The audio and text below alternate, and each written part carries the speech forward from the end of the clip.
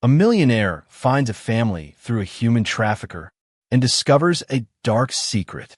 Have you ever wondered if someone could truly change? In this heart-wrenching story, watch as a millionaire's life is changed forever as he seeks redemption by helping a homeless woman and her child. This journey of compassion will leave you questioning what you would do in his shoes. Don't forget to like this video and subscribe to Stories TH for more inspiring stories of personal transformation and redemption. A millionaire finds redemption through an act of kindness. Jacob Davis, a self-made millionaire, had always been consumed by his wealth, power, and status. His name was well known in the world of high-stakes business, and his sharp focus on profits was what drove him. On the surface, Jacob's life seemed perfect. He owned a luxurious penthouse in downtown Chicago, drove an expensive car, and attended exclusive parties where the elite gathered to celebrate their success. Life, for Jacob, was a game he played to win at all costs. One evening, as Jacob's sleek black car cruised smoothly along the cobbled streets of the city, he reclined in the leather seats, sipping a glass of red wine. His eyes flicked between the notifications on his phone, checking the profits of his latest ventures. The upcoming charity gala, where Jacob was headed, felt like just another night in the life of the powerful. It wasn't about the cause, it was about being seen, about building an image as a philanthropist. Jacob had been invited to mingle with other influential business leaders, but it was all a show. He didn't care about the homeless, the poor, or the ones suffering. He had long dismissed the struggles of others, believing that people were responsible for their own survival. As the car slowed to a stop at a red light, Jacob absent-mindedly gazed out the window. That was when he saw her Sarah, a frail woman in tattered clothes, holding a young child in her arms. She appeared cold, worn, and exhausted. The child, wrapped tightly in her embrace, looked sick, its small eyes barely open. Sarah approached the car, her voice trembling as she begged for help. "Please, sir, just a little money for milk for my child," she pleaded. Jacob frowned and turned away. He had seen countless beggars over the years, their pitiful pleas nothing more than a regular part of his daily life. He tried to ignore her, focusing on the tasks ahead of him. But something in the woman's eyes caught him off guard. Her gaze wasn't desperate, nor was it filled with the usual pleading that he had grown accustomed to. There was an emptiness there, a kind of desperation that spoke of suffering far beyond just a lack of money. Her eyes lingered in his memory as the car moved forward, and despite his best efforts to ignore it, Jacob found himself unsettled. Arriving at the gala, Jacob was greeted with the usual pleasantries and handshakes from influential businessmen, all chatting about investments, stock markets, and profits. They were all wealthy and powerful, just like him, discussing their success over glasses of champagne.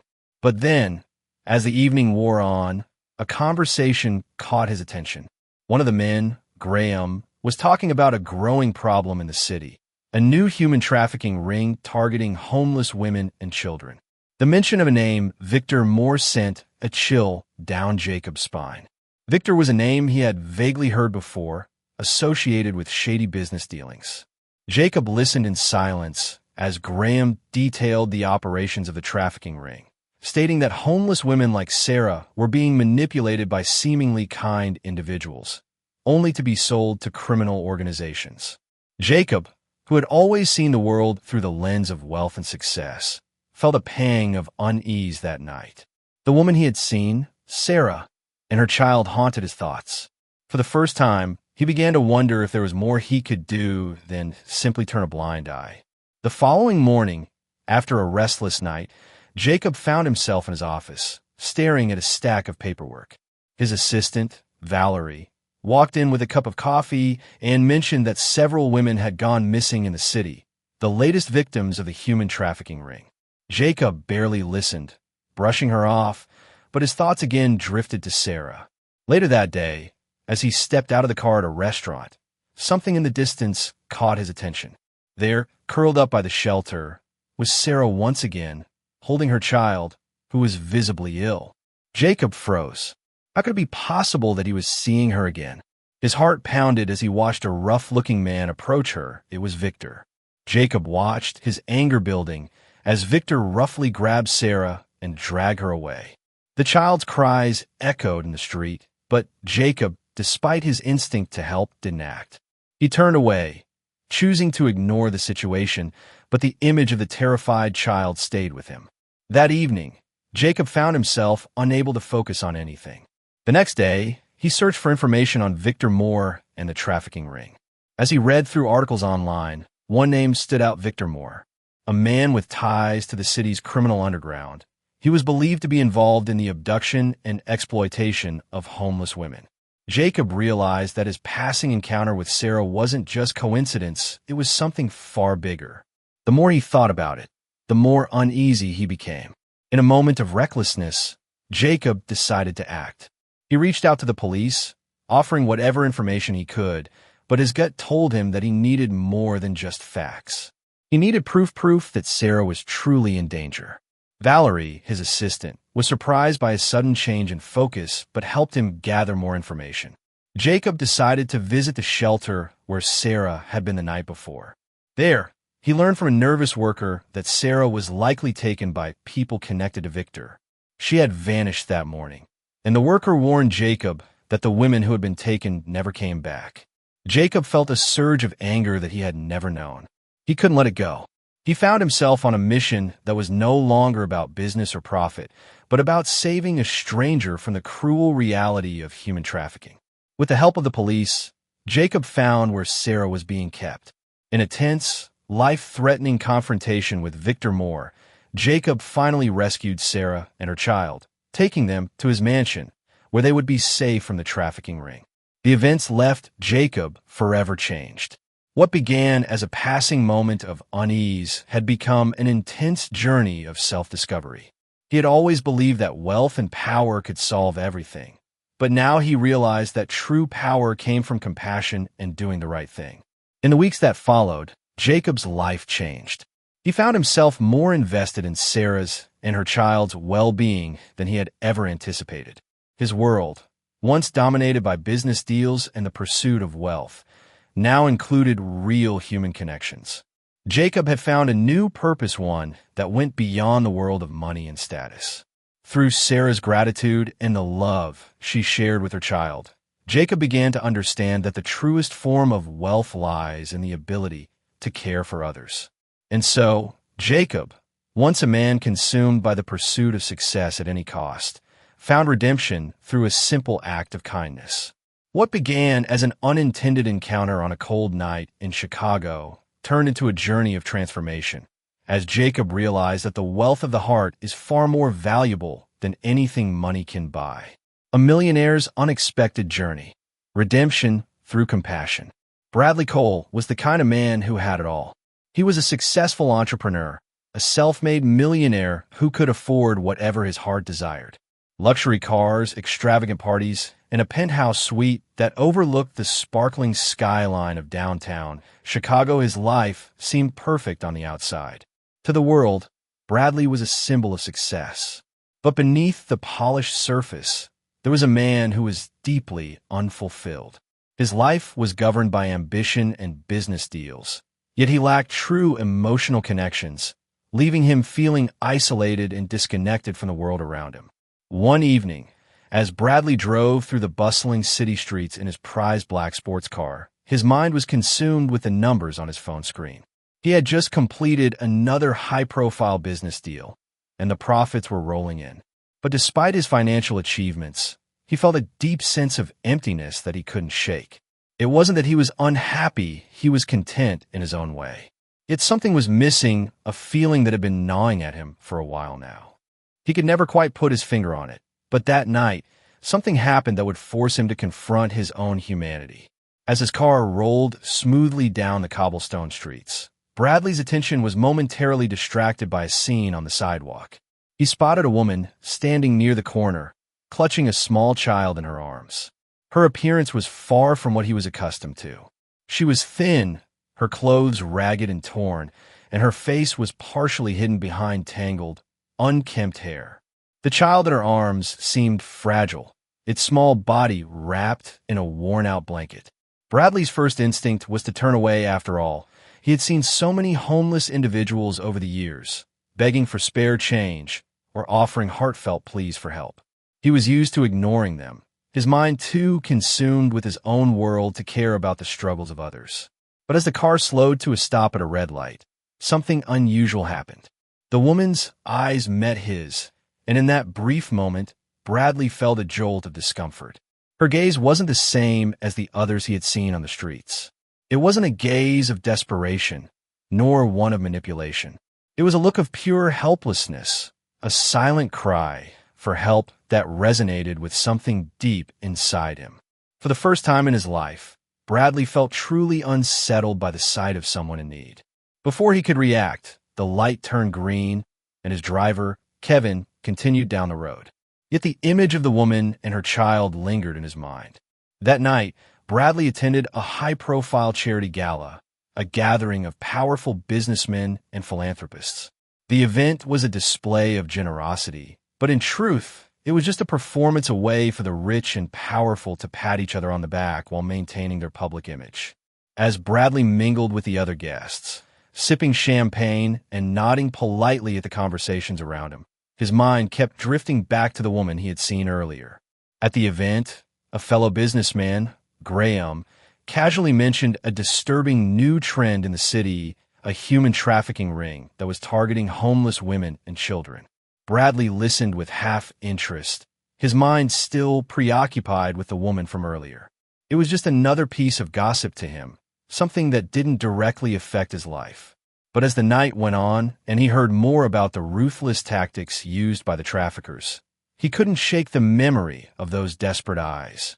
The next morning, Bradley sat in his office, staring at a pile of documents related to his latest real estate project.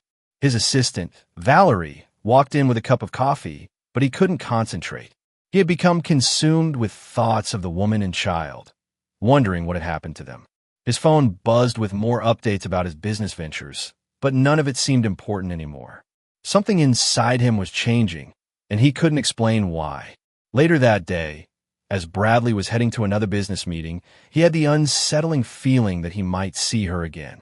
And to his surprise, when he stepped out of his car near a city shelter, there she was. Emily, the woman he had seen the night before, was sitting on the cold sidewalk, holding her child tightly in her arms. Bradley froze, unable to look away. Her child, who had seemed so frail the night before, was now feverish and unwell. Bradley felt a wave of discomfort rising in his chest.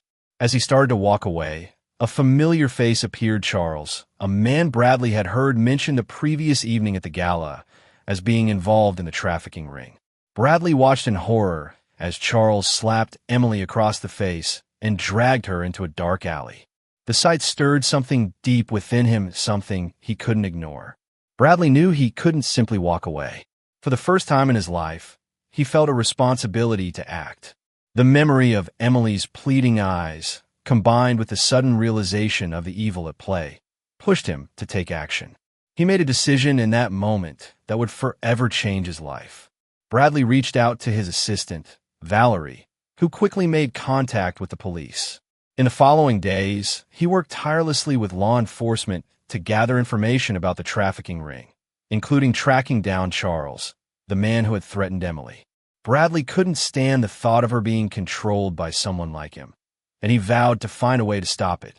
Eventually, after a series of covert operations and tense confrontations, Bradley found himself face-to-face with Charles in an abandoned building on the outskirts of town. Emily, bound and fearful, was trapped inside. Without thinking, Bradley charged into the building, rushing to Emily's side and freeing her from her captor. With the police arriving just in time to apprehend Charles, Bradley was left with a sense of fulfillment that was beyond anything he had ever experienced through his wealth or business accomplishments. He had saved someone's life, someone who, at first glance, seemed so far removed from his own world. Afterward, Bradley took Emily and her child into his home, offering them a safe place to stay.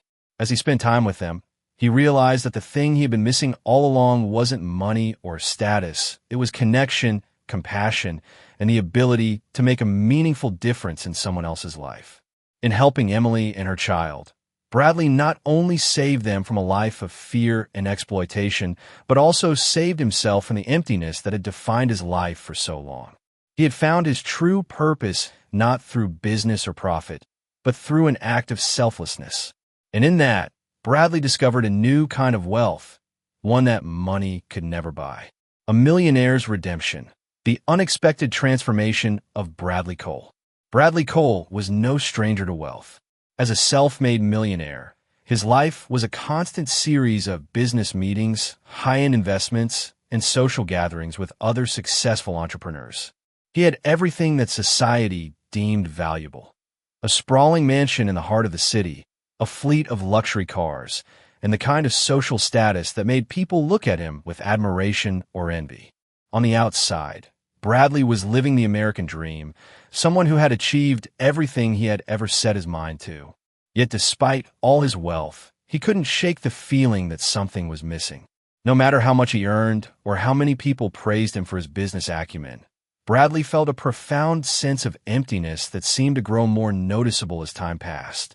His days were filled with numbers, profits, and deals, and his nights were spent in lavish parties where he rubbed shoulders with other influential figures.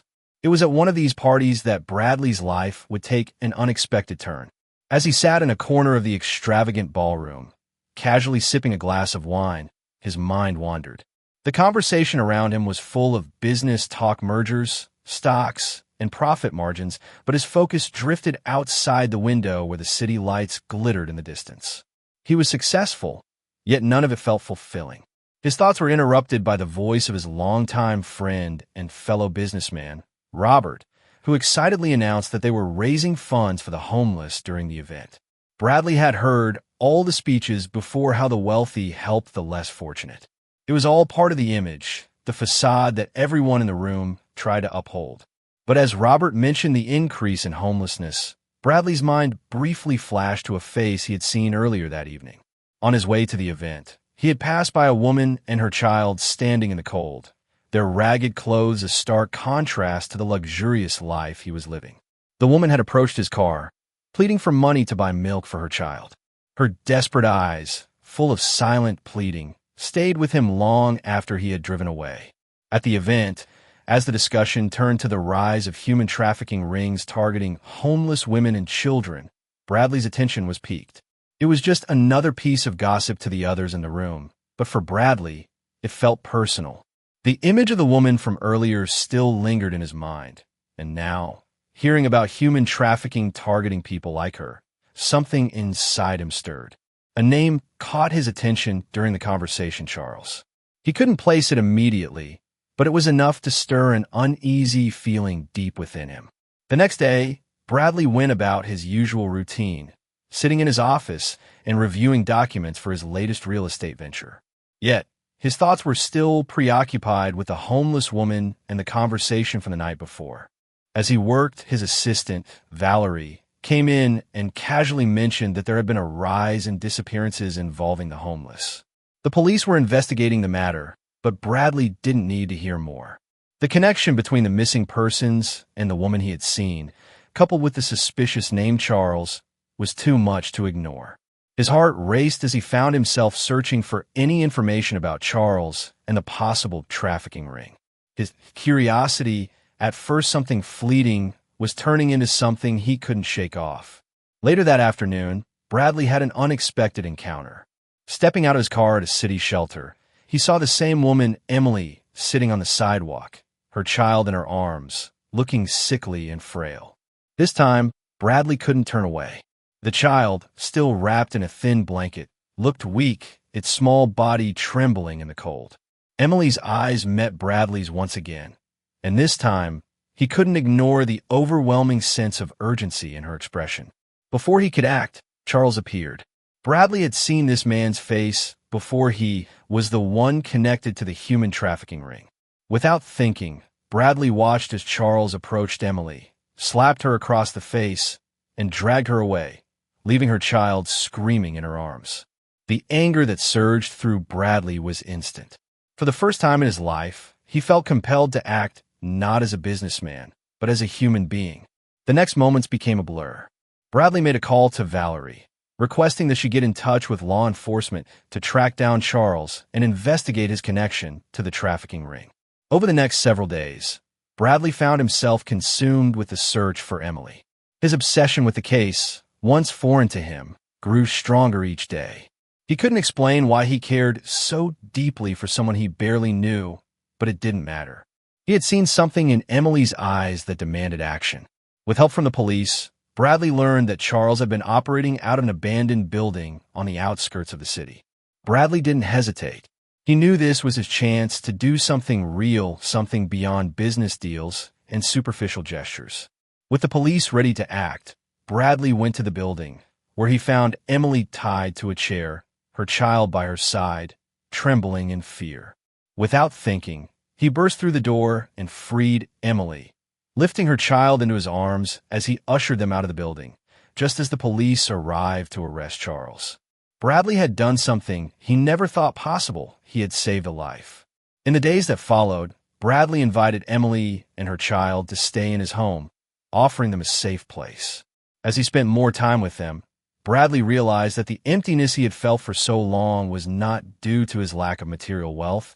It was because he had been living a life devoid of real connection, compassion, and purpose. Emily and her child gave him a sense of fulfillment that his business accomplishments never could. Bradley's transformation didn't end there. He spent the following months actively working to help the homeless and fight against human trafficking.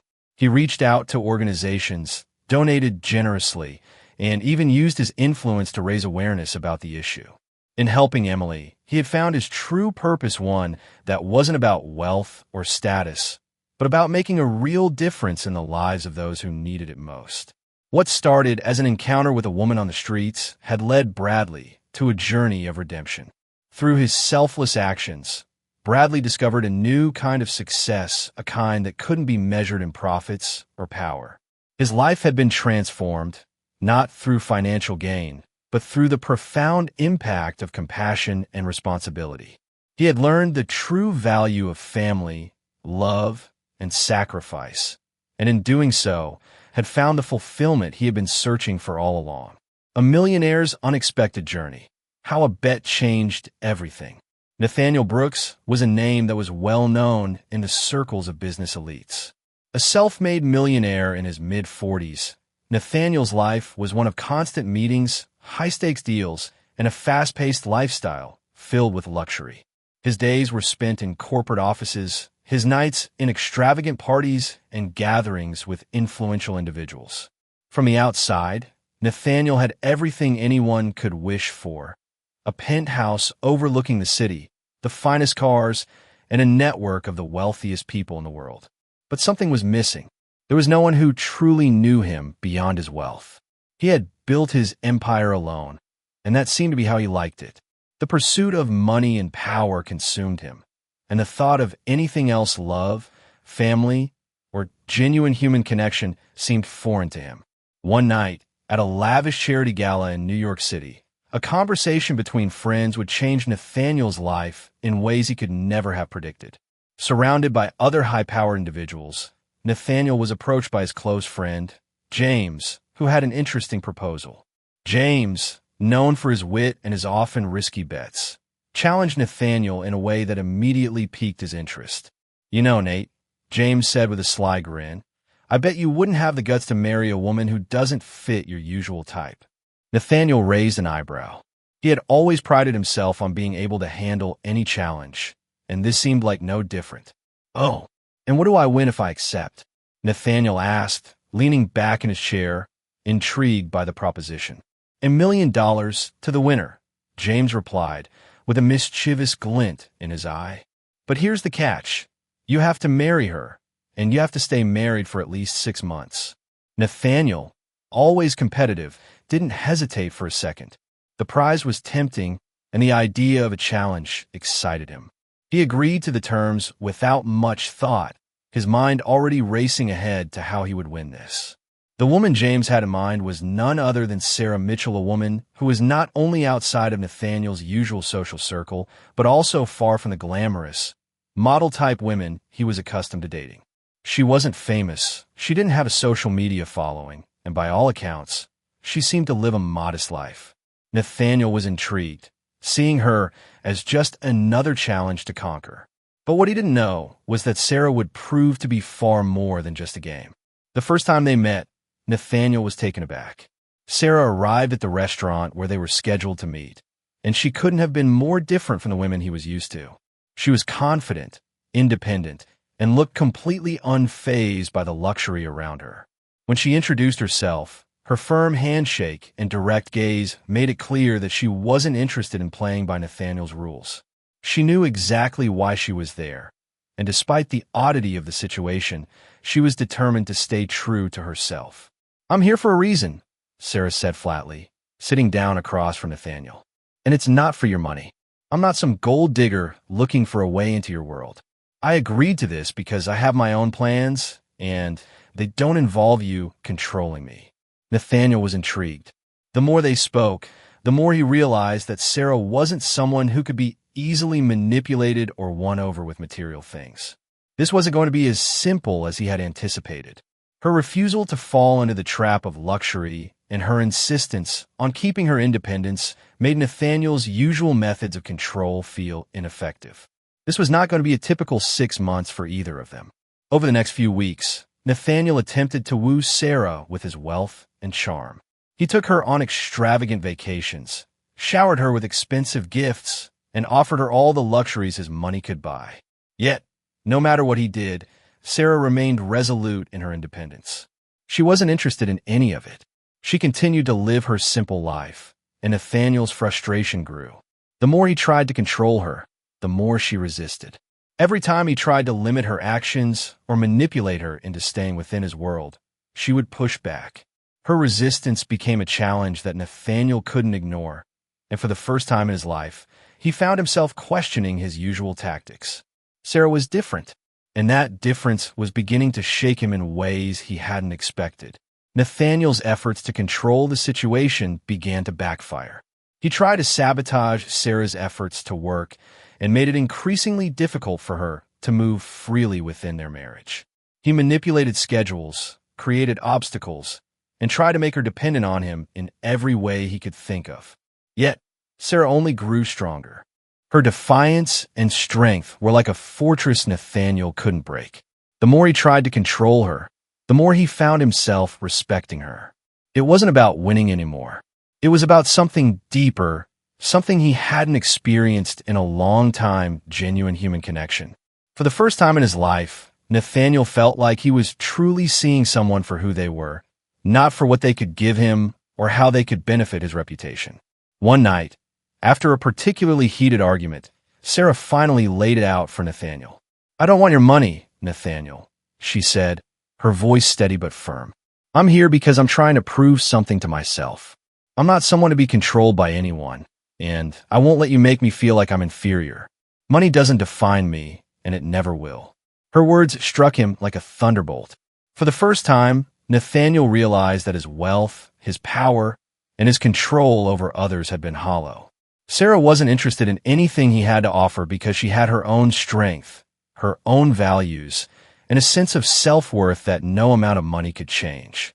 And in that moment, Nathaniel knew that he was the one who had to change. Over the months that followed, Nathaniel's perspective on life began to shift. He no longer saw Sarah as a mere challenge to win, but as a person who had shown him a different way of living. He started to reevaluate his priorities. The drive for more wealth and power seemed insignificant now compared to the relationship he was building with Sarah. By the end of their 6-month marriage contract, Nathaniel realized that he had gained something far more valuable than money. He had gained respect, love, and a sense of self that had been missing from his life for far too long. Nathaniel had thought that winning a bet would be the ultimate prize. But in the end, he learned that the true victory wasn't in winning a game, but in understanding the true meaning of love, respect, and partnership. What started as a challenge, a bet, had turned into the most meaningful relationship of his life, one that would change him forever. A millionaire's unexpected turn.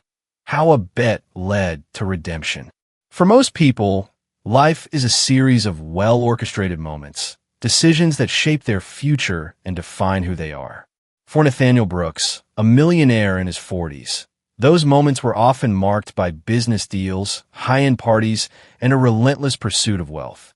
He was no stranger to power and influence, using his vast fortune to control everything around him. But despite his success, Nathaniel couldn't help but feel like something was missing, something beyond the luxury of his penthouse, the designer suits, and the expensive cars that filled his life. He had everything the world could offer, yet his personal life remained hollow. At an exclusive charity event, an evening filled with opulent guests and business deals cloaked as philanthropy, Nathaniel's life was about to take a turn he hadn't expected. His old friend James, ever the risk-taker, threw out an unusual challenge. "Nathaniel," he said, his voice tinged with mischief, "I bet you wouldn't have the guts to marry a woman who doesn't fit your usual type." James' words, playful but laced with curiosity, caught Nathaniel's attention. A man known for taking risks in business, Nathaniel couldn't resist. Always eager to prove himself, he responded without hesitation. "And what do I get if I win?" Nathaniel asked, leaning back in his chair, intrigued by the challenge. $1 million, James replied with a grin. "But there's a catch. You have to marry her and stay married for at least 6 months." Nathaniel, seeing it as nothing more than another business-like challenge, accepted the terms. The woman James had in mind was Sarah Mitchell, someone far removed from the high society circles Nathaniel was accustomed to. She wasn't glamorous, nor was she someone who had the kind of allure that typically attracted men like Nathaniel. Sarah was an ordinary woman with a simple life, which intrigued Nathaniel even more. What did someone like her have that made her worthy of his attention? Little did he know, this seemingly small bet would lead him down a path of self-discovery and transformation. When Nathaniel first met Sarah, he was taken aback by how different she was from the women he typically surrounded himself with. There was no intimidation in her demeanor, no sense of awe at the wealth or status he flaunted. Sarah wasn't interested in playing along with Nathaniel's usual games. Instead, she held her ground, meeting his gaze with calm confidence. This woman was not going to be controlled, and Nathaniel quickly realized that he was in over his head. Their first conversation was a revelation. Sarah made it clear that she wasn't there for the money, nor was she looking to climb the social ladder. "I'm not here because I need you," she said, her voice firm. "I have my own reasons for agreeing to this. I'm not someone you can control." Nathaniel was intrigued by her strength, and for the first time in his life, he began to see a challenge that didn't involve business deals or financial gain. Sarah's resolve wasn't something he could manipulate with luxury and wealth. In fact, she rejected everything he offered her: designer clothes, expensive trips, and lavish gifts. She stayed true to herself, and Nathaniel's usual approach didn't work. For a man who was used to being in control, Sarah's independence was a problem he couldn't easily solve. As the days passed, Nathaniel began to realize that this bet was no longer about winning money or proving a point. It had become personal. His wealth, the things he had worked so hard for, no longer held the same value.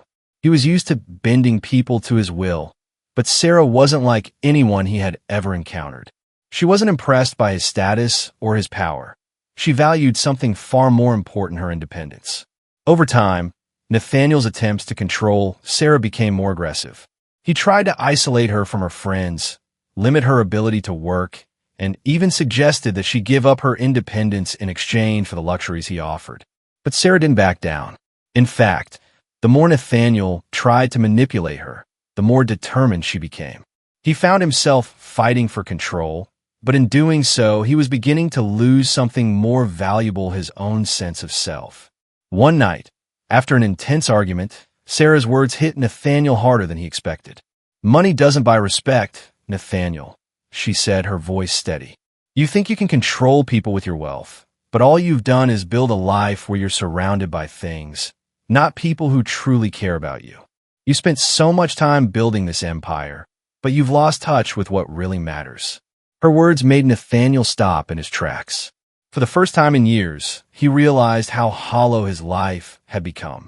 He had spent so much of his time amassing wealth and power, but it had come at a cost. He had no real connections, no genuine relationships. The people around him were either using him or praising him for what he could offer. But Sarah, in her quiet way, had managed to show him what he had been missing all along. As the 6-month mark approached, Nathaniel found himself facing a choice. Continue living his life the way he always had, or take a leap into the unknown and embrace the possibility of real change. He realized that he didn't want the bet to end. He didn't want his relationship with Sarah to be just a transaction. He had fallen for her, not because of her appearance or her situation, but because of her strength and her ability to challenge him in ways he had never been challenged before. Nathaniel's transformation didn't happen overnight, but it began with small acts of kindness and selflessness. He started to prioritize Sarah's needs, respect her independence, and value her for who she was, not what she could give him. Slowly, he began to understand that love, respect, and human connection were worth more than any amount of money or power he could ever have. In the end, what started as a bet, something that seemed like a simple, frivolous challenge, became the catalyst for Nathaniel's growth as a person. He learned that true happiness didn't come from wealth, but from the people you love and who love you in return. Through Sarah's unwavering strength, Nathaniel found the courage to change, to step away from the world of superficiality he had built, and to discover what it truly meant to live with purpose.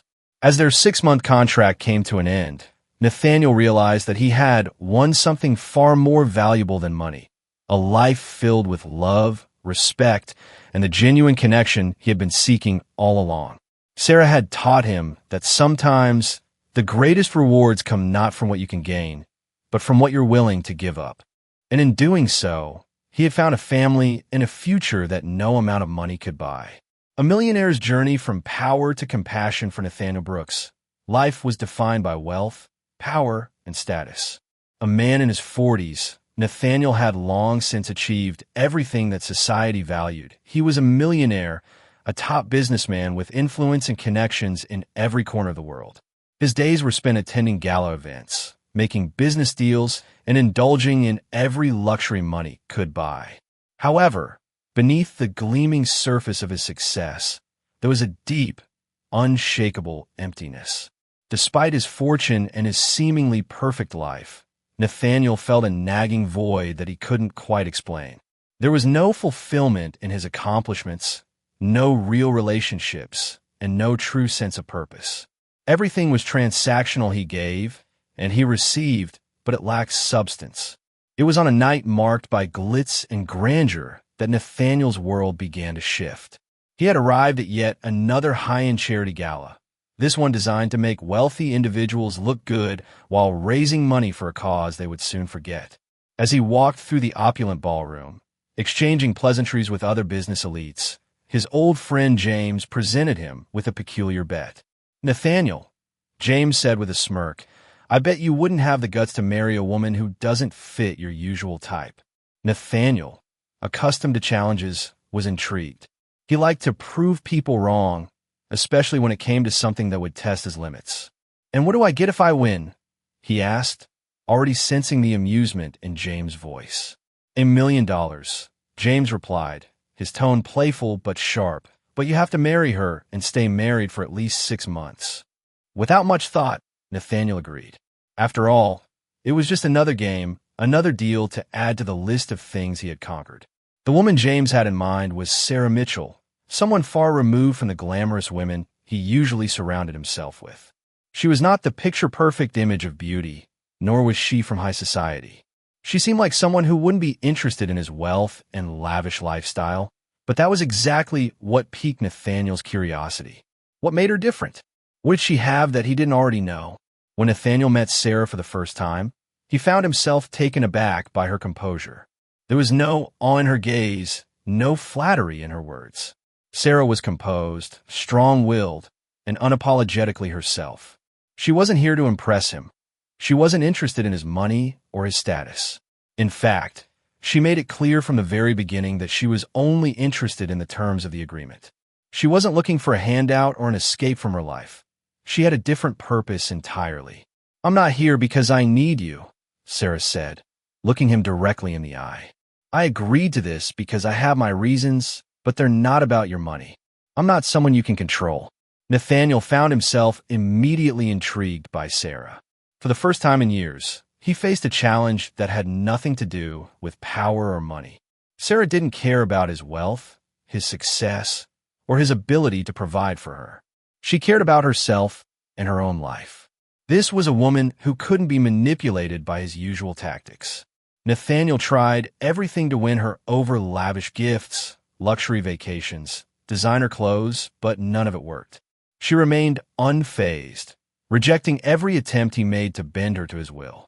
Sarah was not impressed by what he had to offer, and Nathaniel found himself increasingly frustrated. As the days passed, Nathaniel began to realize that the bet was no longer just about proving his dominance or winning $1 million. It was about something much deeper. Sarah's strength and independence challenged him in ways he had never been challenged before. He had always believed that money could solve everything, that his wealth and power could control any situation. But with Sarah, he realized that his usual tools of manipulation and dominance had no effect. She wasn't afraid of him, nor was she interested in playing his game. And for the first time in his life, Nathaniel found himself questioning everything he had built for himself. One night, during an argument, Sarah said something that struck Nathaniel deeply. "You think you can control everything with your money," she said, her voice steady but full of emotion. "But it doesn't work like that. You have power over everything except people's hearts. You've spent so much of your life trying to control things, but you've lost touch with what really matters." Her words hit him like a punch to the gut. For the first time, Nathaniel realized that the life he had been living, filled with wealth, power, and business success, was ultimately hollow. He had built an empire, but it was an empire of isolation. He had everything that people around him admired, but nothing that truly brought him happiness. Sarah had made him see what he had been blind to all along: the importance of love, respect, and human connection. These were the things money couldn't buy, and they were the things that Sarah held above everything else. The more time Nathaniel spent with Sarah, the more he began to change. He began to let go of his need to control her, and for the first time, he started to understand the meaning of love and respect. His relationship with her stopped being a transaction, and it started to become real. He began to listen to her, to care about her thoughts, and to value her independence. Nathaniel had spent his life winning in business, but now he realized that the real victory was in learning how to give, to share, and to care.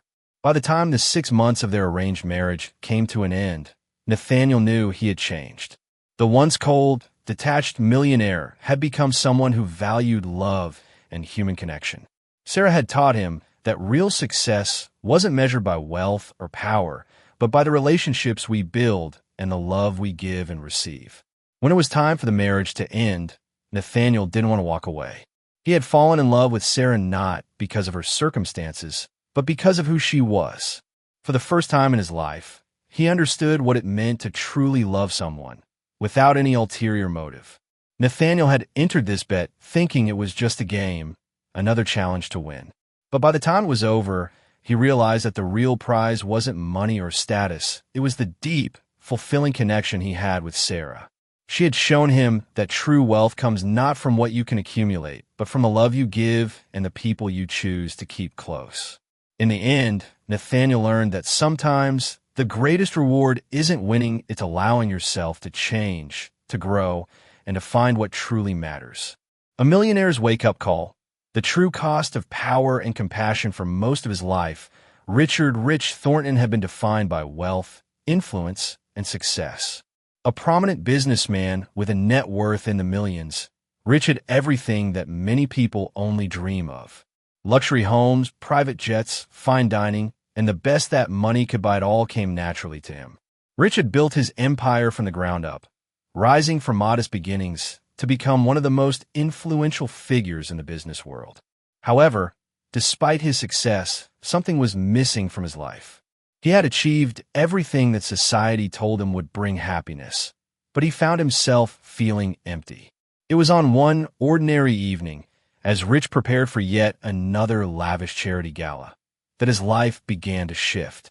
The event was meant to celebrate philanthropy and raise funds for a cause that most people in the room would forget about the moment the champagne stopped flowing. But for Rich, the gala represented another opportunity to further his social standing and network with the power players in the city. As he entered the venue, already bored by the prospect of another evening of insincere conversations and empty pleasantries, he was approached by his longtime friend, Alan Harris. Alan, a man known for his sharp business acumen and quick wit, had always enjoyed poking fun at Rich's often aloof, self-absorbed persona.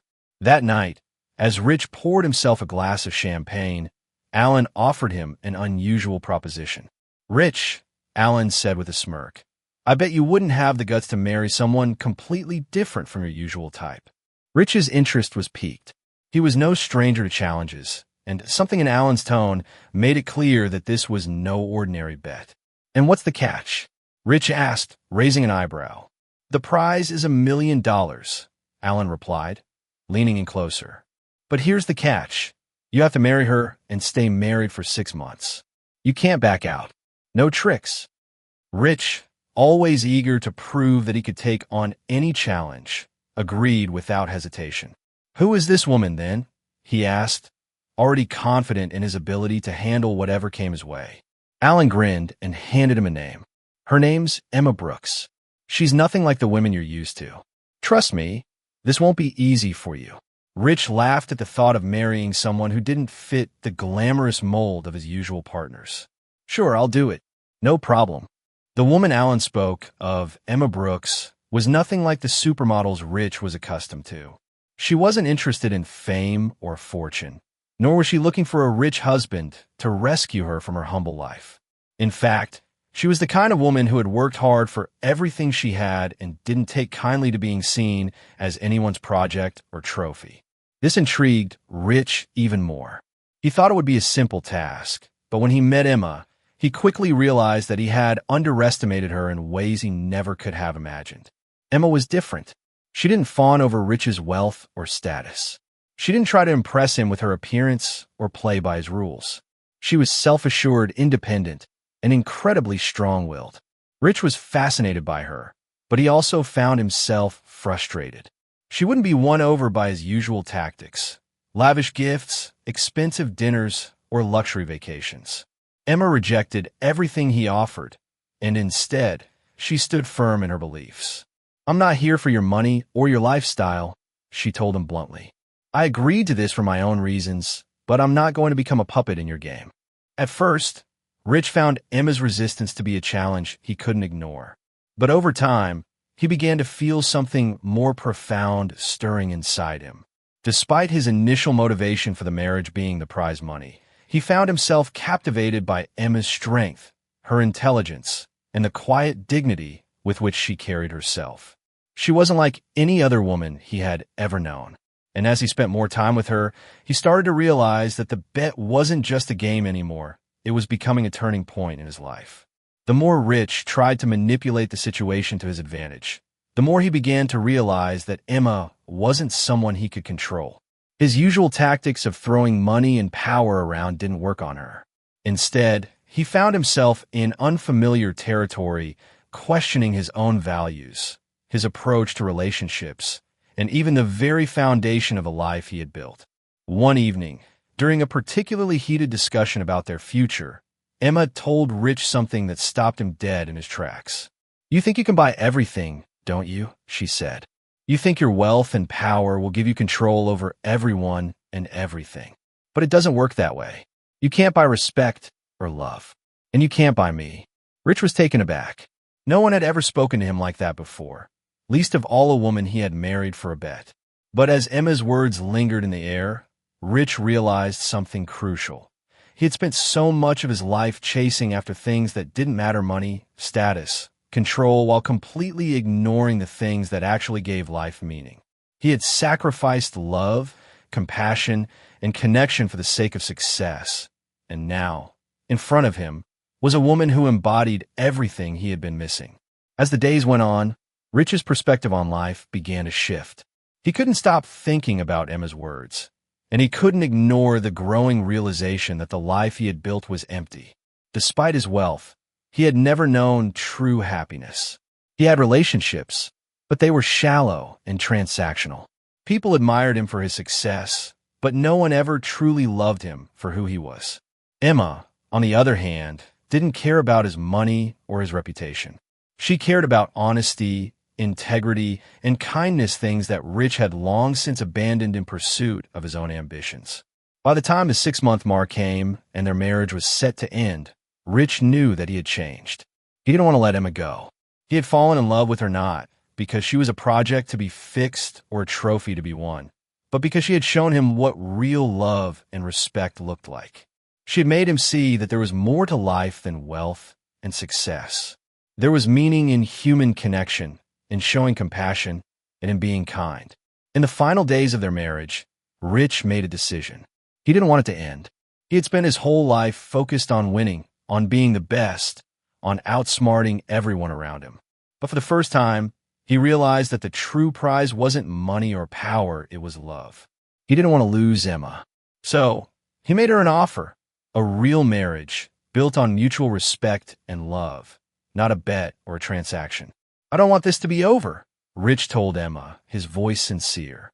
"I've learned so much in these last 6 months, and I want to continue this us. No more games, no more bets. Just us, starting over. Will you give me a chance?" Emma looked at him for a long moment, her gaze thoughtful. Slowly, a smile spread across her face. "I never expected this from you, Rich," she said softly. "But yes, I think we can build something real." Rich had won something far greater than $1 million. He had won Emma's heart, and with it, the realization that true success was not measured by the size of your bank account, but by the love you gave and received. He had spent years building his empire, but now, for the first time, he was building a life, a real, meaningful life based on love, compassion, and the kind of connection he had always longed for, but never understood until now.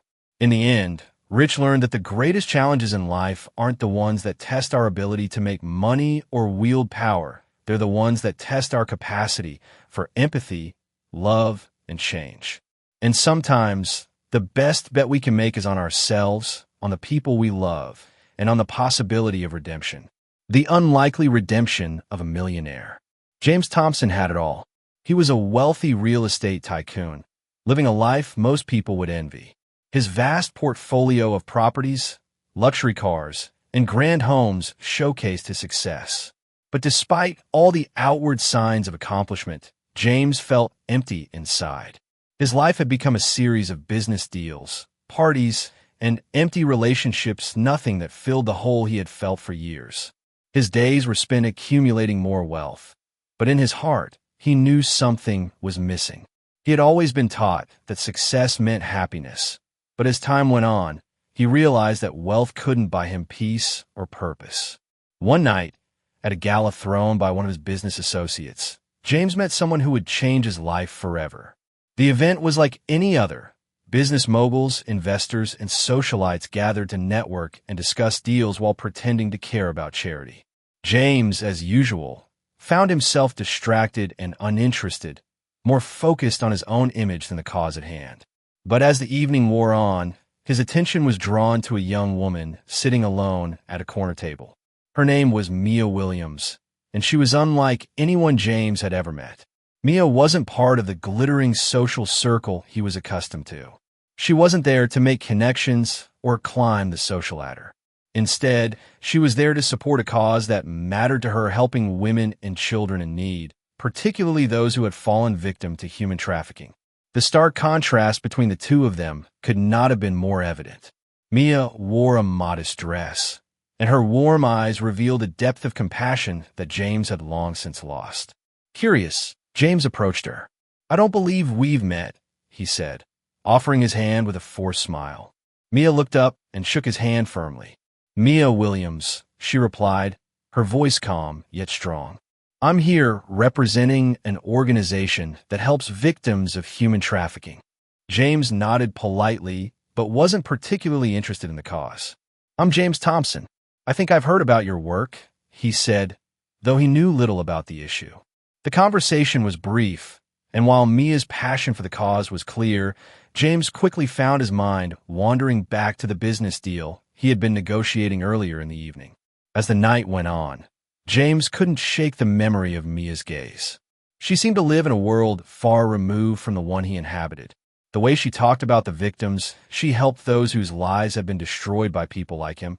Men who had power and used it to manipulate others left James with an uncomfortable feeling he couldn't quite explain.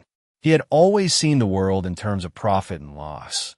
But for the first time, he was forced to confront the reality of how his wealth and power might have inadvertently harmed others.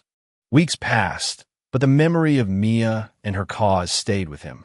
He tried to push it aside, telling himself it was just a fleeting moment, a passing thought that would fade like so many others. But it didn't. He found himself thinking about the women and children Mia spoke about, those who had been sold into the sex trade, forced to live lives of unimaginable suffering. James started to wonder how his wealth, his business dealings, and his success could have ever contributed to such a dark reality. He realized, in a way he never had before, that wealth didn't automatically equate to goodness or virtue. Then one day, James received a call that would change everything. The police were investigating a human trafficking ring in his city, and to his shock, one of the key players in the operation was a man named Gregory Harris, a well-known business associate of James. Harris had been involved in several of James's real estate deals, and their paths had crossed many times over the years. The connection between the two men was not just business. It was personal. They had attended the same events, shared the same circle of friends, and collaborated on high-profile projects. But now, it seemed that Harris had been using his position to cover up a much darker operation. The news hit James like a ton of bricks. He had always been so focused on his own world that he had never stopped to question the sources of his wealth. Harris was a man he had trusted, a man who had done business with him, but now James found himself asking how deep the corruption went. Was it possible that his own success had been built on the suffering of others? The thought gnawed at him. The more he learned about the investigation, the more he realized that Mia's words were true. The wealth and power he had accumulated had unknowingly fueled a system of exploitation and abuse. This was a hard truth to swallow for someone who had spent his life chasing success at all costs. James felt a deep sense of shame for the first time in years. In the days that followed, James found himself reaching out to Mia. He couldn't ignore the growing urge to do something about the situation, to atone for his complicity in a system that harmed so many. Mia, surprised by his sudden interest, agreed to meet with him. When they sat down, James admitted his own complicity in the system. He confessed that he had never truly understood the impact of his actions, nor the consequences of the deals he had made. But he was ready to change. "I don't know what to do," James said, his voice full of sincerity. "I want to help. I don't want to keep turning a blind eye to this. But I don't know how to fix what I've done." Mia looked at him carefully. "The first step is recognizing the problem, James. The next step is using your position, your influence, and your resources to help those who need it the most. You can't change the past, but you can make a difference in the future." With Mia's guidance, James began to take action. He used his wealth and influence to fund shelters for victims of human trafficking, helped raise awareness about the issue, and worked with law enforcement to bring those responsible to justice. He also started to mentor other wealthy business leaders, urging them to use their success for good rather than self-interest. Though it wasn't easy, James slowly began to transform. He learned that true fulfillment didn't come from accumulating more wealth or power. It came from giving back and using his position to make a positive impact on the world. Over time, he earned Mia's trust and, eventually, her love. They formed a partnership not just in business, but in life, working together to make the world a better place for those who had been forgotten. James had spent so many years chasing after the wrong things, believing that success was the key to happiness. But in the end, he realized that it wasn't the accumulation of wealth or power that made him whole. It was his willingness to change, to confront the consequences of his actions, and to use his resources for the greater good. And in doing so, he found a redemption he never thought possible. The story of James and Mia is a reminder that no matter how much we may have in terms of wealth, status, or power, there's always more to life than material success. True fulfillment comes from compassion, from using our resources and influence to lift others up, and from being willing to change when we see the consequences of our actions. In the end, it is our humanity, not our bank accounts, that defines us. The unexpected journey of a millionaire's redemption. David Carson had it all: a flourishing empire of real estate, a fleet of luxury cars, and a penthouse suite in the heart of New York City. To anyone looking in, he was the embodiment of success. But on the inside, David was a man haunted by a sense of emptiness that he couldn't shake. His life, filled with endless business meetings, parties, and material indulgence, was far from satisfying. He had built his wealth by taking calculated risks, seizing opportunities, and cultivating a reputation for being ruthless in business. But in his quieter moments, the same thought kept nagging at him. Is this all there is? David had never been one for charity, and he certainly wasn't one to concern himself with the struggles of others. But life has a funny way of throwing curveballs when least expected. It was at an extravagant charity event, hosted by a prominent business associate, that David's world began to shift. The event was like any other in David's life: sleek, opulent, and filled with people who spoke in buzzwords and pretended to care about causes they knew nothing about. As the night unfolded, David found himself distracted by the thought that he had better things to do than sit through another hollow conversation. But it was at that moment, while nursing a glass of aged whiskey, that he noticed her Mia Edwards. Mia was seated by herself at a corner table, her eyes scanning the crowd with a sense of quiet purpose. Unlike the other well-dressed women at the event, she wore a simple, yet elegant dress that didn't scream wealth, but instead conveyed a kind of understated grace. Mia wasn't there for the accolades or the backslapping.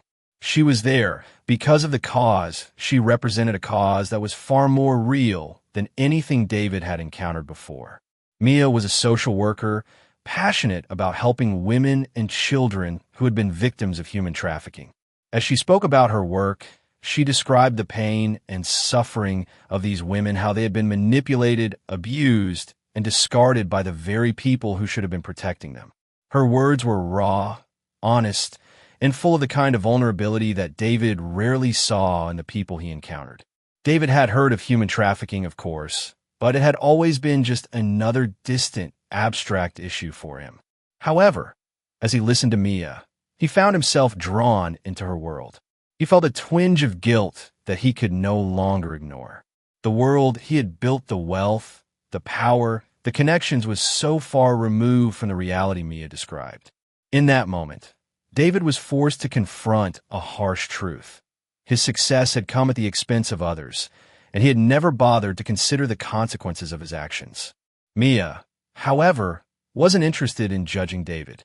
Instead, she encouraged him to look beyond his own world and to understand that there were people in desperate need of help. "You have the resources," she told him. "Now it's time to use them for something that really matters." As the night wore on, David couldn't shake the image of Mia from his mind. Her passion, her dedication, and her compassion had left a mark on him.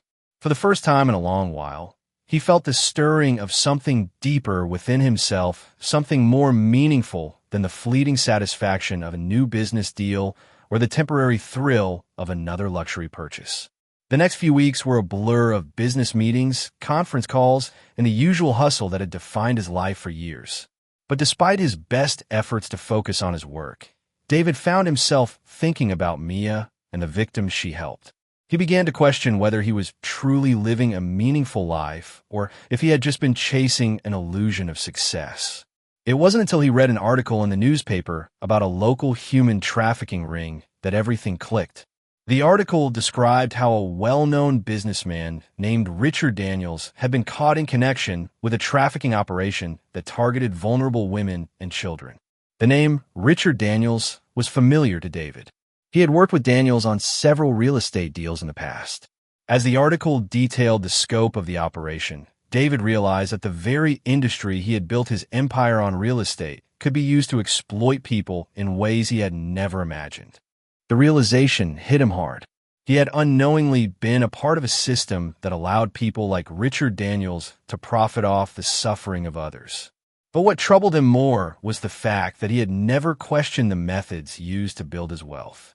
He had always been too focused on winning, on succeeding, to care about the human cost of his actions.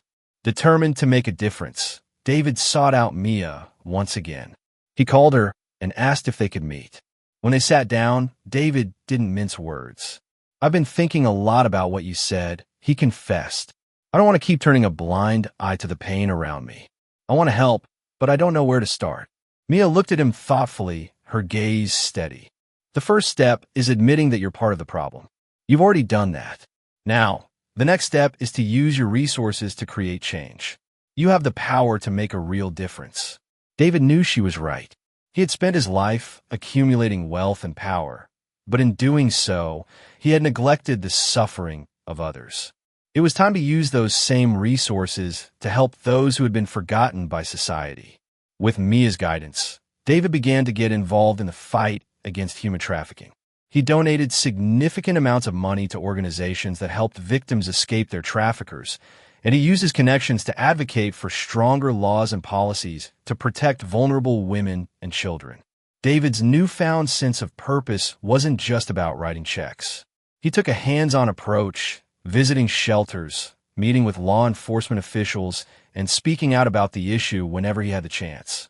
As time went on, David began to feel a sense of fulfillment he had never known. He was no longer just a businessman focused on profits. He was a man working to make the world a better place. And in doing so, he found a deeper sense of happiness and peace than his wealth had ever provided. His relationship with Mia grew stronger as they worked together on various projects. Through their partnership, David found not only a shared commitment to helping others, but also a personal connection that had been missing from his life. The more time he spent with Mia, the more he realized that success wasn't about wealth or power. It was about making a meaningful impact on the lives of others. In the end, David's journey of redemption wasn't just about helping victims of human trafficking. It was about his own transformation, a transformation that began when he allowed himself to see the world through someone else's eyes.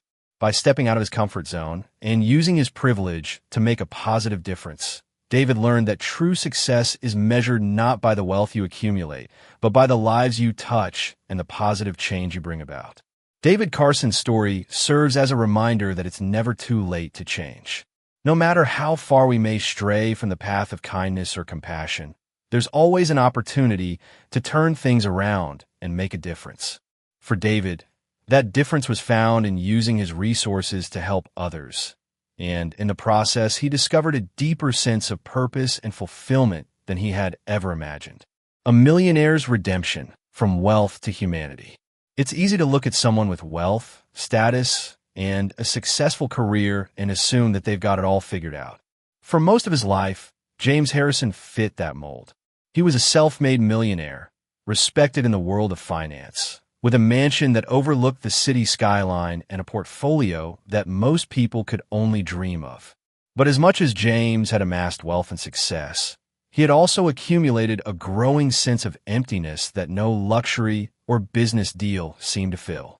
For years, he had been consumed by ambition and the pursuit of more money, more accolades, more power.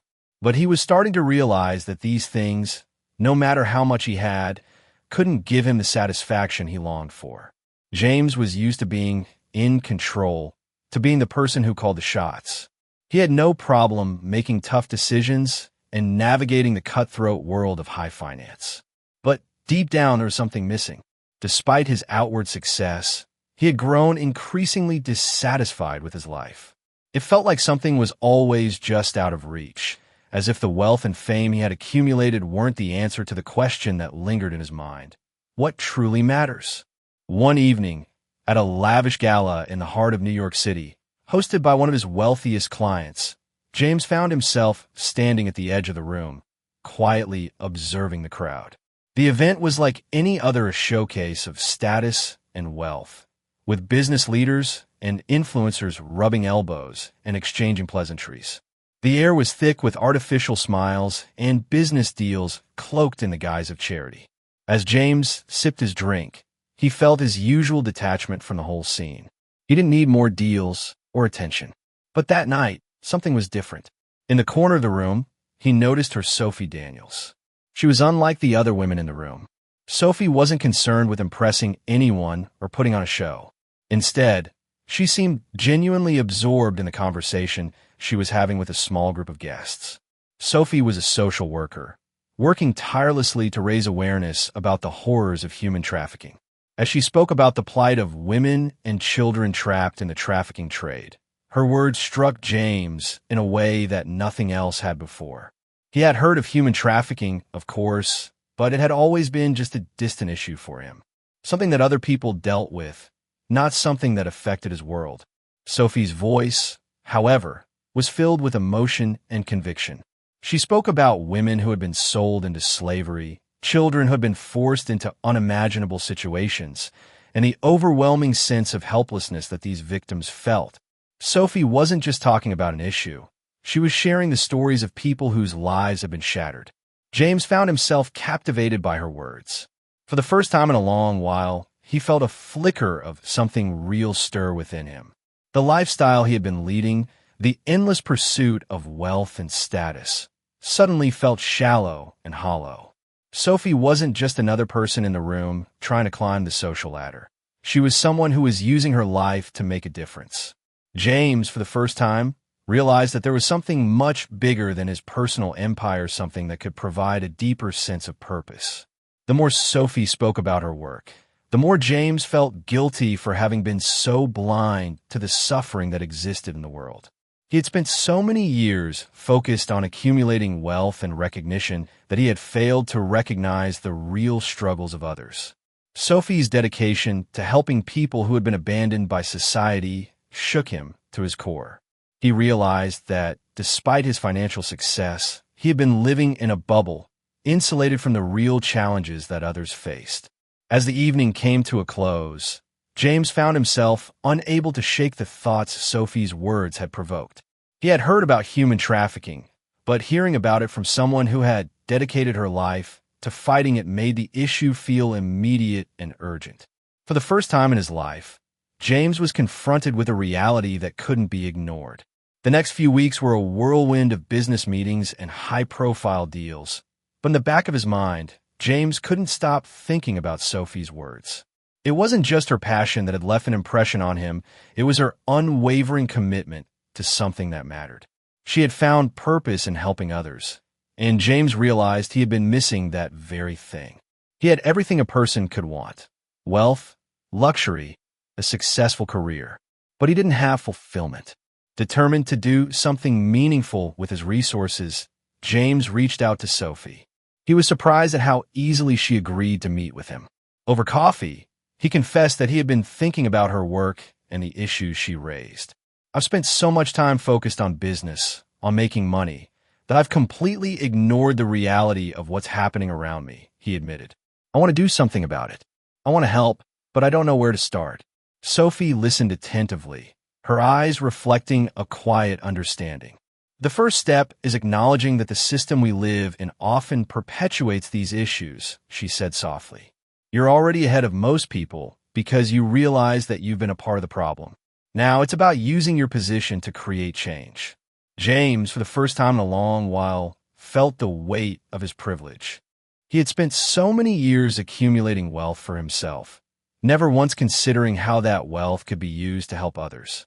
But now, with Sophie's guidance, he was ready to make a difference. He wanted to use his resources to combat human trafficking and support organizations that help the victims. James began by donating substantial sums to anti-trafficking organizations, but he didn't stop there. He also used his network and influence to raise awareness, speaking out about the issue in boardrooms and at conferences. He used his position of power to advocate for policies that would provide better protection for women and children at risk of being trafficked. As James dove deeper into his new mission, he realized that true fulfillment didn't come from making more money or acquiring more things. It came from using his success to help others. He had always been focused on achieving personal success, but now he found himself driven by the desire to make a difference in the world. His life was no longer just about business deals and financial growth. It was about creating lasting change for people who had been forgotten by society. Sophie and James worked closely together, and over time, their professional relationship grew into something more personal. James admired Sophie's strength and compassion, and he began to see a different kind of success, one that wasn't measured by wealth, but by the impact a person could have on the lives of others. The change in James was profound. He no longer viewed the world through the lens of business and competition. Instead, he saw it as a place where he could use his resources and influence to make a positive difference. And as his understanding of the issue grew, so did his commitment to fighting human trafficking. James's journey of redemption wasn't just about helping victims of human trafficking. It was about a personal transformation that led him to realize that true wealth isn't measured by the size of one's bank account, but by the depth of one's humanity. Through his work with Sophie, James found a new purpose that gave him the fulfillment he had always sought but had never been able to find in his wealth or career. In the end, James's story is one of personal growth and the power of compassion. It serves as a reminder that it's never too late to change, to use one's resources for good, and to create a life that's driven not by the pursuit of wealth, but by the pursuit of meaning. Through his journey, James learned that helping others and fighting for justice was the only way to truly live a life of value and fulfillment. One of the most important lessons from James Harrison's transformation is that true fulfillment doesn't come from wealth, status, or personal success, but from the impact we have on others. Throughout his life, James had been consumed by ambition, building his empire without much thought for the struggles outside his luxurious world. However, when he faced the real suffering of people like Sophie and the victims of human trafficking, he realized how empty his wealth truly was in comparison to the fulfillment of using his resources to help others. This shift in his perspective reminds us that as we age, it's not the material things or the status we've accumulated that define our legacy, but the kindness, compassion, and positive change we bring to those around us. For older adults, especially, it's important to recognize that life is about more than just achieving goals or enjoying comforts. It's about the relationships we cultivate, the lives we touch, and the meaningful contributions we make. As we age, we have a wealth of wisdom and experience, and with that comes the opportunity to help others in ways that younger generations may not yet be able to. Whether through mentoring, volunteering, or simply offering a listening ear, we have the power to change lives. Life doesn't end when our career does or when we retire. Instead, it's a chance to focus on what truly matters, connecting with others, giving back, and making a difference. Like James, we may have spent much of our lives building something for ourselves, but the true meaning of life often reveals itself when we begin to shift our focus toward the well-being of others. This is not just an idea for the young, but a universal truth that applies to all ages. No matter where we are in life, there's always time to pivot and use our remaining years to leave a legacy of compassion, understanding, and kindness. As we age, let us remember that it's the good we do in the world, the love we share, and the lives we touch that will be remembered long after we're gone. Life, at its core, is not about how much we acquire, but about how much we give. So, let us take this time to make a difference and experience the true joy that comes from helping others. Thank you for watching this powerful story of redemption. If you enjoyed this journey of compassion and change, please make sure to like and subscribe to Stories TH for more heartwarming content.